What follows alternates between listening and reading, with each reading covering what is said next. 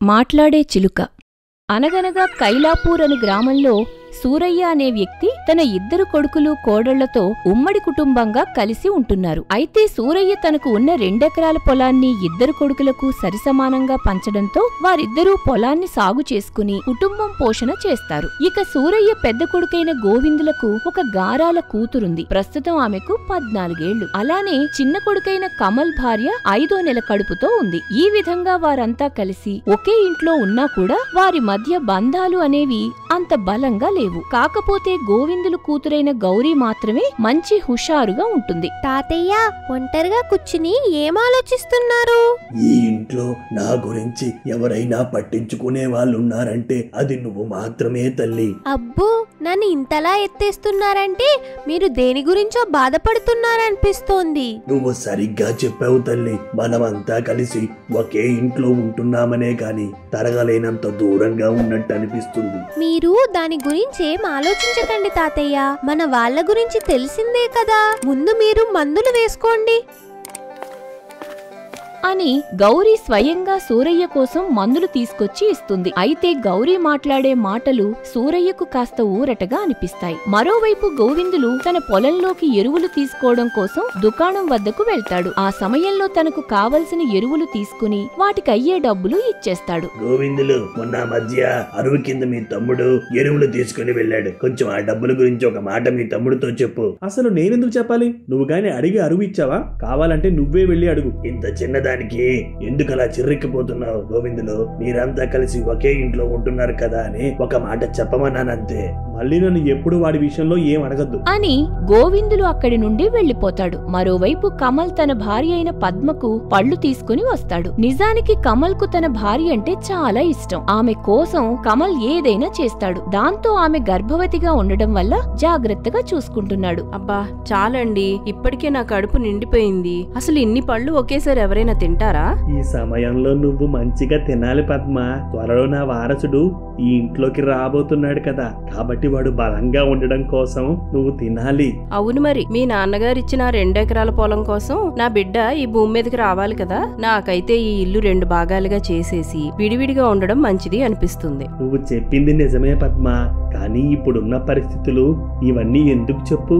మీరు ఇలా నెమ్మదిగా ఉంటారు కాబట్టి ఇంట్లో వాళ్ళ పెత్తనం నడుస్తుంది. అసలు మనకంటూ ఈ ఇంట్లో విలువ ఉందా చెప్పండి? మీ వదినైతే కనీసం నన్ను పట్టించుకోదు అని పద్మ తన మనసులో మాటలను భర్త ముందు బయట పెడుతుంది. అప్పుడు కమల్ తన భార్యకు సర్ది చెప్పి పొలానికి బయలుదేరి వెళ్లిపోతాడు. మరోవైపు ఇంటి పెద్ద కోడలైన లక్ష్మి చాలా బద్ధకస్తురాలు. ప్రతిరోజు ఆమె సూర్యుడు ఇంట్లోకి వచ్చిన తరువాత నిద్రలేస్తుంది. ఆ తరువాత టిఫిన్ సమయానికి ఆమె ఇళ్ల బయట పనులు చేసేసరికి అందరూ తమ పనుల మీద వెళ్లిపోతారు. దాంతో ఆమె అన్ని పనులు కూడా ఆలస్యంగా చేస్తుంది. మీ నాన్న వాళ్ళు ఎక్కడ? టిఫిన్ చేయడానికి రమ్మని చెప్పు. ఇంకెక్కడ నాన్న? నాకు తెలిసి ఈ పాటికి నాన్న పొలంలో పని చేస్తూ ఉంటారు. ఆయన కొంచెం త్వరగా లేవచ్చు కదమ్మా. అబ్బో, మాటలు చెప్పడం చాలా తేలిక. నా అలా రోజంతా కష్టపడి పనిచేస్తే ఆ కష్టం ఏంటో తెలుస్తుంది. అవును, నీ కష్టం గురించి మాట్లాడుకోవాలి. నువ్వు గాని లేకపోతే ఈ ఇల్లు ఏమైపోతుందో కదా. చాలులే నీ వెటకారపు మాటలు. నువ్వొచ్చి టిఫిన్ చెయ్యి. ఇంకో గంట అయితే భోజనం సమయం అవుతుంది. నువ్వేమో టిఫిన్ చెయ్యి అంటున్నావు. సరిపోయింది. ఈ విధంగా సూరయ్య కుటుంబంలోని మనుషులు వేరువేరు స్వభావాలతో ఉంటున్నారు. ఒకరోజు గోవిందులు తన పొలంలో పని ముగించుకుని సాయంకాలం వేళకు ఇంటికి చేరుకుంటాడు. ఆ సమయంలో గోవిందులు కాస్త చిరాకుగా ఉండడం లక్ష్మి గమనిస్తుంది. అప్పుడు లక్ష్మి విషయమేంటని అడగగా, నా తమ్ముడు వల్ల రోజు రోజుకి ఊర్లో నా పరువు పోతుంది. వాడికి ఊరంతా అప్పులే. మీ తమ్ముడు అప్పులు చేస్తే మనకొచ్చిన బాధ ఏంటండి? వాడికి అప్పులు ఇచ్చిన వాళ్ళంతా నన్ను అడుగుతున్నారు. లక్ష్మి, ఒకసారి మీ తమ్ముడిని అడిగి చూడండి అని సలహాలు ఇస్తున్నారు. పోనీ ఒకసారి మీ తమ్ముడితో మాట్లాడి ఆ అప్పుల వాళ్ళని మిమ్మల్ని అడగొద్దని చెప్పించండి. ఇప్పుడు నేను చెప్పగానే వాడు మారిపోతాడు. మరి ఇవన్నీ జరిగే పనులు కాదు లక్ష్మి. సరేలే గాని ఆకలేస్తుంది, అన్నం పెట్టు. ఇంకా వంట చేయలేదండి. కావాలంటే ఉదయం మిగిలిపోయిన టిఫిన్ ఉంది, తింటారా? నా జీవితంలో ఇదో అసంతృప్తి. నువ్వు మారవు. ఈ విధంగా రోజులనేవి గడుస్తాయి. ఒకరోజు గౌరీ తన తాతయ్యను తీసుకుని మార్కెట్ కు బయలుదేరుతుంది. విన్నారా? మీరేదైతే మాట్లాడారో అదే మక్కి కొట్టి మరీ చెప్పింది. ఇప్పుడైనా దీన్ని కొనుగోలు చెయ్యండి. నాకు అలా మాట్లాడే చిలక కాకుండా వేడి వేడి నూనెలో వేయగానే మంచిగా వేగిపోయే పిట్ట మాంసం కావాలి. నీ వాలకం చూసినప్పుడే అనుకున్నా నీ కోరికలు ఇలాగే ఉంటాయని. ముందు నువ్వు ఇక్కడి నుండి వెళ్ళవయ్యా. పోతాను. నువ్వు కాకపోతే ఈ మార్కెట్లో నాకు ఎవరూ దొరకరా ఏంటి?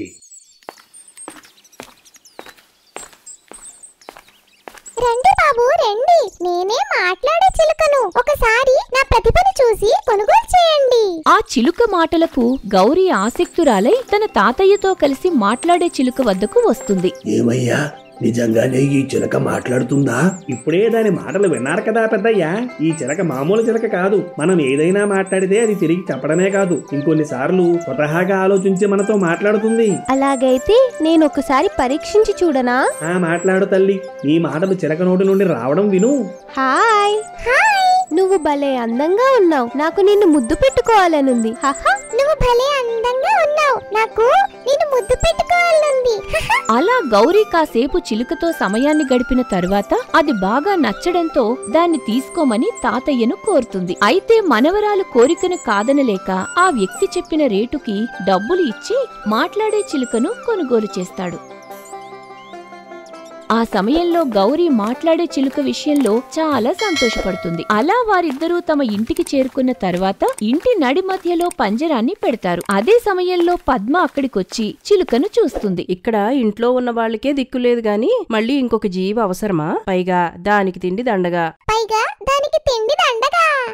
నన్ను చూసి నవ్వుతావా? అసలు నేను ఈ ఇంటి కోడలుగా వచ్చి తప్పు చేశాను. ఇదంతా నా కర్మ అని పద్మ గౌరీ మీద కోపంతో విసుగ్గా అక్కడి నుండి వెళ్లిపోతుంది. మరోవైపు కమల్ తన స్నేహితుడైన అంజీని కలిసి మాట్లాడుతున్నాడు. అదే సమయంలో అటుగా గోవిందులు వెళ్తుంటే కమల్ తన అన్నతో మాట్లాడుతూ సాయంకాలం ఇంటికి రావడం ఆలస్యమవుతుందనే విషయం పద్మతో చెప్పమంటాడు. అయితే కమల్ మాటలను తన అన్న ఏమాత్రం పట్టించుకోలేదని గోవిందులు హావభావాలు బట్టి అర్థమవుతుంది. అలా గోవిందులు వెళ్లిపోయిన తర్వాత అంజీ మాట్లాడుతూ, మీ అన్నయ్య మరీ దారుణంరా. కనీసం నీ మాటలను కూడా పట్టించుకోవడం లేదు. నేనంటే కుళ్ళువాడికి పోనీలే అని మాట్లాడితే పెద్ద గీర చేస్తున్నాడు. అది మాత్రమే కాదురా, నువ్వు ఎవరి దగ్గరైతే అప్పులు తీసుకున్నావో వాళ్ళందరితో మీ ఇద్దరి మధ్య ఏ సంబంధం లేదని చెప్తున్నాడు. అవునా? ఈ లోకంలో నేను మాత్రమే అప్పులు చేస్తున్నట్టు మా అన్నయ్య భావిస్తున్నాడు అనుకుంటా. ఒకరోజు నేను కూడా వాడి తప్పుని ఎంచే రోజు వస్తుంది, అప్పుడు చెప్తా. అలా కమల్ తన స్నేహితుడితో మాట్లాడుతూ మెల్లిగా అప్పు కోసం డబ్బులు అడుగుతాడు. ఆ సమయంలో తన వద్ద నుండి డబ్బులు తిరిగి రావని తెలిసిన అంజీ మెల్లిగా అక్కడి నుండి జారుకుంటాడు. ఈ విధంగా 2 మాసాలు గడుస్తాయి. అలానే గౌరీ ప్రతిరోజు మాట్లాడే చిలుకతో సమయాన్ని గడపటం అలవాటుగా మార్చుకుంటుంది. ఎవరైనా కొత్త వాళ్ళు మన ఇంటికొస్తే ఏమనాలి? నమస్కారం, ఎలా ఉన్నారు? భలే చెప్పావు. ఒకవేళ నీకు ఎవరైనా నచ్చకపోతే ఏమంటావు? జీవితంలో నీ మొహం నాకు చూపించకు. I hate you. అసలు నీకు చదువు మీద శ్రద్ధ ఉందా లేదా? పోనీ ఆ చిలుకతో వీధుల్లో తిరుగుతూ జ్యోతిష్యం చెప్పుకుంటూ బతుకుతావా? ఇప్పుడు ఏమైందమ్మా? నేను ఏం తప్పు చేశాను? మరి లేకపోతే ఏంటి? ఆ చిలుక వచ్చిన రోజు నుండి దాంతోనే సరిపోతోంది నీకు అని లక్ష్మి తన కూతురు మీద కోప్పడి వెళ్లిపోతుంది. ఆ సమయంలో తన తల్లి మాటలకు గౌరీ బాధపడుతుంది. Gauri, I love you. ఒకరోజు కమల్ పొలం దగ్గర పనిచేస్తున్న సమయంలో తనకు అప్పులు ఇచ్చిన కొంతమంది వ్యక్తులు పొలం వద్దకు వస్తారు. ఆ సమయంలో వారంతా కమల్ని తిట్టడం మొదలు పెడతారు. ఇదంతా కొద్ది దూరం నుండి గోవిందులు చూసినా ఏమీ పట్టనట్టు తన పని తాను చేసుకుంటాడు. అసలు నువ్వేం మనిషివి? మా దగ్గర అప్పులు చేసి నువ్వు హాయిగా బతుకుతున్నావా? నీకు కొంచెం కూడా సిగ్గు లేదు? వాడికి ఎందుకు సిగ్గుంటుందండి? కనీసం వాడిని ఇంట్లో ఒక మనిషిగా కూడా చూడరు. అలాంటి వాడికి మనం అప్పిచ్చి తప్పు చేశాం. కొంచెం మాటలు జాగ్రత్తగా రానివ్వండి. నేనే మీ దగ్గర అప్పులు చేసి ఊరొదిలి పారిపోలేదు కదా. ఇంకొన్ని రోజులాగితే ఆ ఘనకార్యం కూడా చేస్తావు. కాబట్టి మరో 2 మాసాల్లో మా దగ్గర తీసుకున్న అప్పు మొత్తం వడ్డీతో కలిపి తీర్చాలి, లేదంటే నీ పొలాన్ని స్వాధీనం చేసుకుంటాం అని బెదిరించి అక్కడి నుండి వెళ్లిపోతారు. ఆ సమయంలో కమల్ కి అవమానంగా అనిపిస్తుంది. దాంతో అక్కడి నుండి ఇంటికి బయలుదేరి వెళ్లిపోతాడు. అలా ఇంటికి చేరుకునేసరికి అక్కడ హాల్లో పద్మ కూర్చొని ఉంటుంది. ఏంటండి ఈ రోజు త్వరగా వచ్చేసారు? ఈ రోజు పొలం దగ్గర అప్పుల వాళ్ళు వచ్చారు. అయితే వారంతా నన్ను ఒక్కడిని చేసి మాట్లాడుతుంటే మా మూర్ఖపు అన్నయ్య ఒక్క మాట కూడా మాట్లాడలేదు. పైగా నేను ఎవరో అన్నట్టు మొహం తిప్పేసుకున్నాడు. అవునా? మీ అన్నయ్యకి కొంచెం కూడా మనస్సాక్షి లేదండి. అన్నయ్య కాదు, మూర్ఖపు అన్నయ్య. కమల్ అన్న మాట ఆ చిలుక చెవిలో పడుతుంది. అలా వారు మాట్లాడుకుని తమ గదిలోకి వెళ్లిపోతారు. అదే రోజు సాయంకాలం గోవిందులు ఇంటికి చేరుకునేసరికి మూర్ఖపు అన్నయ్య, మూర్ఖపు అన్నయ్య, మూర్ఖపు అన్నయ్య.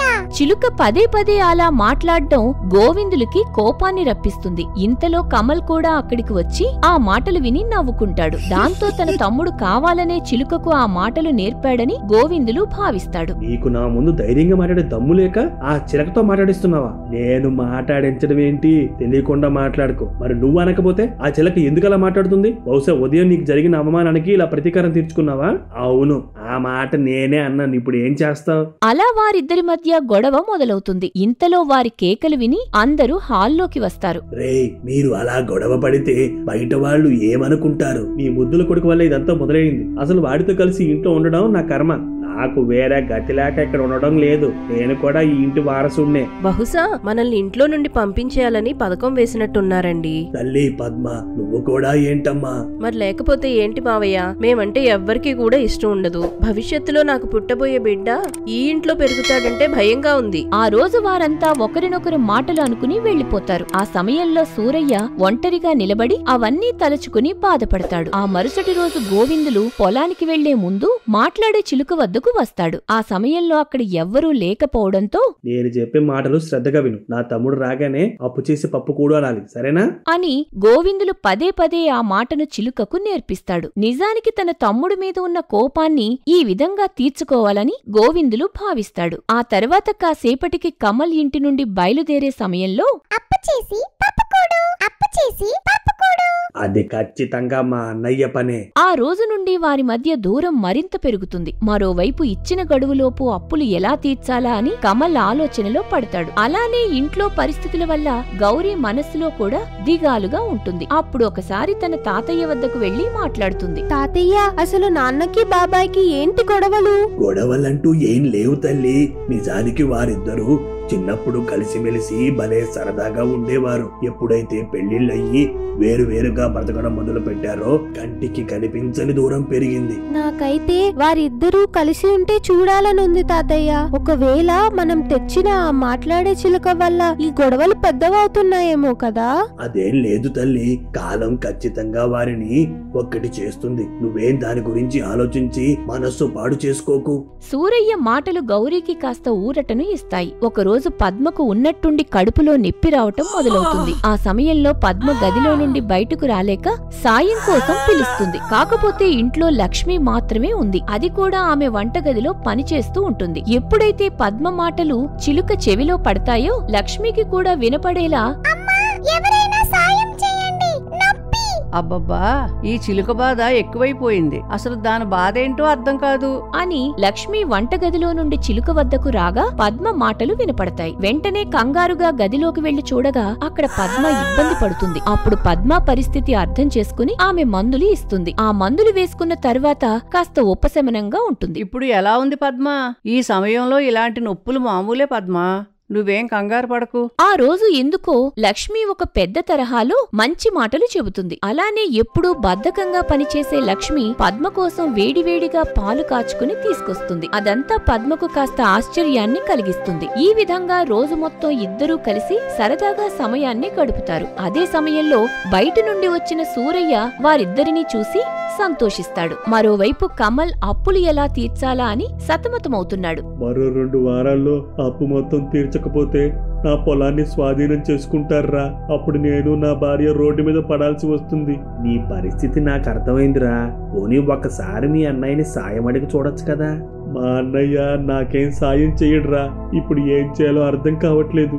గతంలో మన పక్కూర్లో ఉండే హరి అనే వ్యక్తి కూడా ఇలాగే అప్పులు చేశాడంట. అయితే తీరా ఆ అప్పు మొత్తం తీర్చాలని అడగడంతో ఇంట్లోనే ఊరేసుకుని చనిపోయాడు. దాంతో ఆ కుటుంబం వాళ్ళు ఆ అప్పుకి మాకు ఏ సంబంధం లేదని చెప్పేశారు అని అంజీ తనకు తెలిసిన విషయాలు ఏవో చెబుతుంటే అందులో ఆత్మహత్య అనే విషయాన్ని కమల్ బుర్రలోకి ఎక్కించుకుంటాడు. చివరగా నేను చెప్పేది ఏంటంటే ఏదో ఒకటి చేసి మీ అన్నయ్యని సాయం అడుగు. ఆ తర్వాత మెల్లిగా మీ అన్నయ్య దగ్గర తీసుకున్న అప్పు తీర్చేయి. నాకు ఇప్పుడే ఒక మంచి ఆలోచన వచ్చిందిరా, దాంతో అన్ని సమస్యలు పోతాయి. ఏంట్రా అది? అది ఇప్పుడు చెప్పేది కాదు, నేను ఆ పని చేసిన తర్వాత నువ్వే స్వయంగా తెలుసుకుంటావు అని కమల్ తన స్నేహితుడితో మాట్లాడి అక్కడి నుండి వెళ్లిపోతాడు. ఆ రోజు రాత్రి కమల్ నిద్రపోకుండా ఏదో విషయం గురించి దీర్ఘంగా ఆలోచిస్తున్నాడు. అప్పుడు పద్మ తన భర్త వద్దకొచ్చి ఉదయం జరిగిన విషయం గురించి చెబుతుంది. చాలా మంచిది పద్మ, అయితే నిన్ను చూసుకోవడం కోసం ఈ ఇంట్లో ఒక్కరైనా ఉన్నారు. అవునండి, ఇన్ని రోజులు మనమే తప్పుగా అర్థం చేసుకున్నాం అనుకుంటా. ఎప్పుడైతే లక్ష్మక్క ప్రేమగా మాట్లాడిందో ఆమె మీద కోపం మొత్తం పోయింది. అవునా, త్వరలో మనకున్న అప్పు సమస్య కూడా తీరిపోతుంది పద్మ. ఏంటండి మీరనేది? ఏమైనా మార్గం దొరికిందా?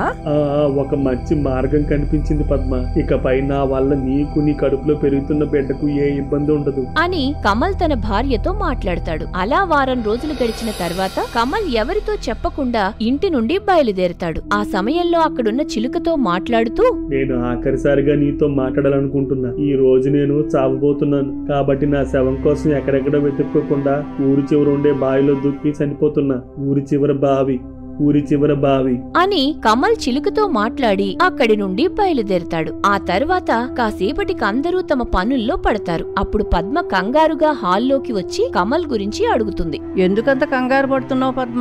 బహుశా పొలానికి వెళ్ళి ఉంటాడు. అది కాదక్క, ఈ రోజు నన్ను ఆసుపత్రికి తీసుకుని వెళ్తానన్నారు. పైగా పొలం దగ్గర కూడా ఏ పని లేదు. నువ్వు చెప్పేది కూడా నిజమే కదా. పైగా నీతో ఒక మాట చెప్పకుండా ఎప్పుడూ బయటకు వెళ్ళడు. అలా వారిద్దరూ మాట్లాడుకునే సమయంలో గోవిందులు వస్తాడు. అప్పుడు లక్ష్మి తన భర్తతో విషయం చెప్పినప్పుడు కమల్ ఎక్కడికి వెళ్లి ఉంటాడా అని ఆలోచిస్తాడు. సరిగ్గా అదే సమయంలో చిలుక మాట్లాడుతూ, హే, నోరు మూసుకో, ఎప్పుడు చూడు వెదవగోల. లక్ష్మి, గతంలో చాలా సార్లు నా తమ్ముడు ఈ చిలక ద్వారానే తిట్టేవాడు. పైగా మనలో ఎవరూ మాట్లాడకుండా ఈ చిలకలా మాట్లాడదు కదా. అంటే మీ ఉద్దేశం కమల్ ఊరి చివరి బావి దగ్గరకు వెళ్ళాడంటారా?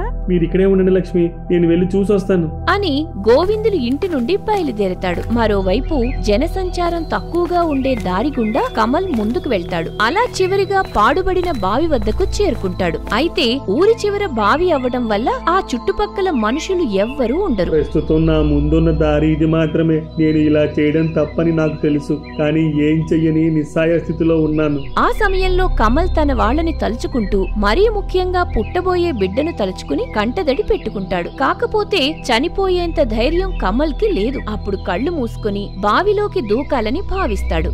ఎప్పుడైతే ధైర్యం తెచ్చుకుని బావిలోకి దూకాలనుకుంటాడో గోవిందులు అక్కడికి వచ్చి కమల్ ప్రాణాలు కాపాడుతాడు. ఆ సమయంలో కమల్ తన అన్నను చూసి ఆశ్చర్యపోతాడు. నీకేమైనా పిచ్చి పట్టిందా? అసలు చనిపోయేంత కష్టం నీకేం వచ్చింది? నాకు బ్రతికే అర్హత లేదన్నయ్యా.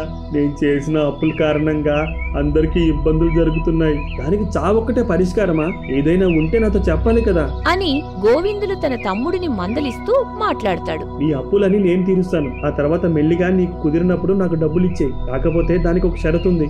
ఏంటన్నయ్యా అది?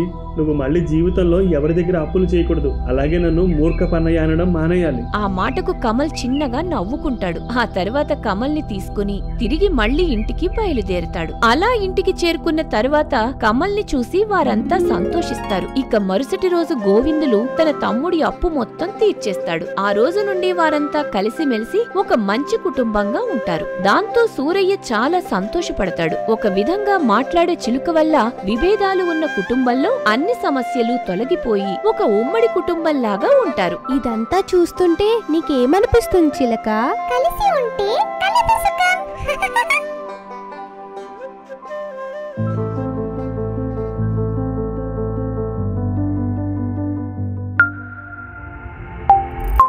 For more videos, please subscribe our channel.